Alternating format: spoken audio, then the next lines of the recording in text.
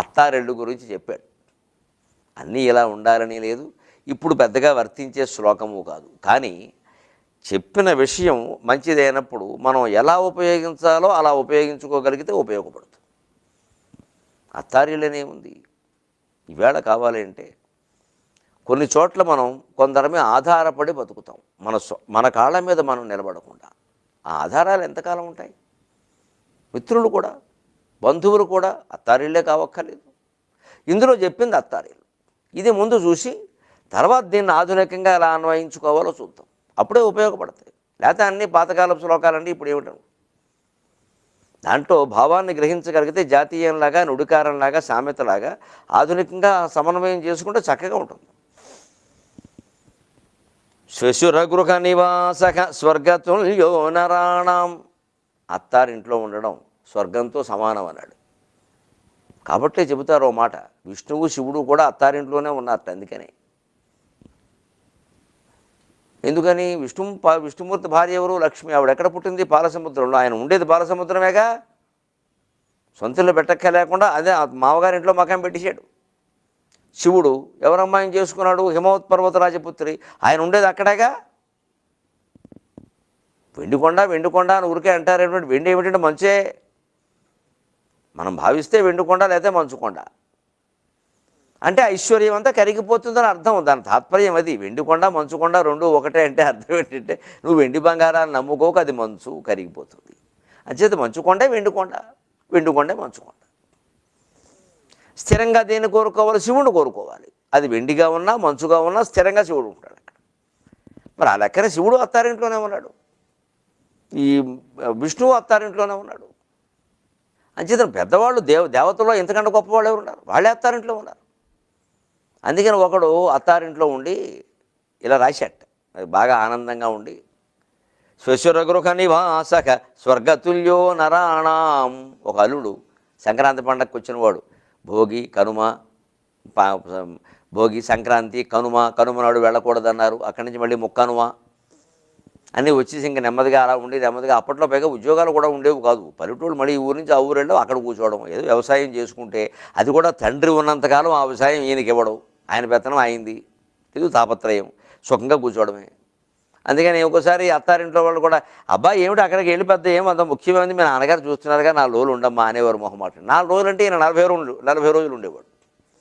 అలా ఉన్నవాడే బాగా అన్నీ నడిచిపోతూ ఉంటే, మరదలతో సరసవాడుతూ భార్య అన్ని సేవలు చేస్తూ ఉంటే, పెద్ద బావమరిది ఓహో అగ్గగ్గలాడిపోతూ ఎక్కడ అక్కగారికి కోపం వస్తుందని బావగారు అంటూ తిరుగుతూ ఉంటే సుఖంగా ఉండి, కాస్త ఖాళీ సమయం ఉన్నప్పుడు ఆ మంచం మీద పడుకున్నవాడు పడుకోక గోడ మీద రాసేట్టు బొగ్గెట్టి, శ్వశురగృహాన్ని వాసక స్వర్గతుల్యో నరాణం. అత్తారింటిని మించిన స్వర్గం వేరే లేదండి అని రాసేట్టు. తర్వాత మిగిలింది ఏదో రాద్దాం అనుకున్నాడు, కానీ ఈలోపు కాస్త లఘుశంక దీర్ఘశంక అన్నీ వచ్చాయి. మనవాడు నీళ్ల గదికి వెళ్ళవలసిన అవసరం వచ్చింది. పైగా అప్పట్లో కొంచెం దూరంగా వెళ్ళేవాడు. అందుకని ఏదో వెళ్ళాడు.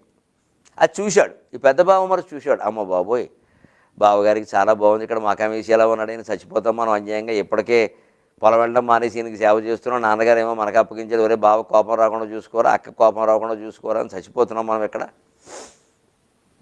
అందుకని ఆయన ఏం చేసేట, ఈయన కాస్త బుద్ధి చెప్పడం మంచిదని ఆ కింద మిగిలిన 3 పాదాలు రాసేట. యది భవతి వివేక పంచభిషడ్దినైర్వా. వివేకం ఉన్నవాడు ఎవడైనా 5 రోజులో 6 రోజులో ఉంటాడు, 5-6 నెలలు ఉండడు అని రాసేట అక్కడ. అంచేత బాగానే ఉంటుంది ఆయన. అత్తారిల్లు అతిథిగా వెళ్ళినప్పుడు మర్యాద అన్నీ బాగానే ఉంటాయి. ఏదో 3 రోజులు 4 రోజులు పోనీ 4-5 రోజులు. ఎంత దేశాన్ని పాలించే ప్రధానమంత్రి అయినా సరేనంటే మన ఇంట్లో వచ్చి ఓ రోజు ఉంటే అద్భుతం అనుకుంటాం, 2వ రోజు ఉంటే అయ్యి బాబోయ్ ఎంత ప్రేమ అనుకుంటాం, 3వ రోజు ఉంటే ఇంకా మేమంటే ఇంకా ఇదండి అంటాం మనం. ఆయన ఒక నెలాళ్ళు ఉంటే ఏం పనే లేదా అంటాం. ముందు ఏర్పాట్లు ఎలాగా? ఈయనతో పాటు ఒక 100 మంది వస్తారు, కష్టం అసలు జరగదు అలా అంటాం కదా. అందుకని యది భవతి వివేక పంచభిహి షడ్దినైర్వ.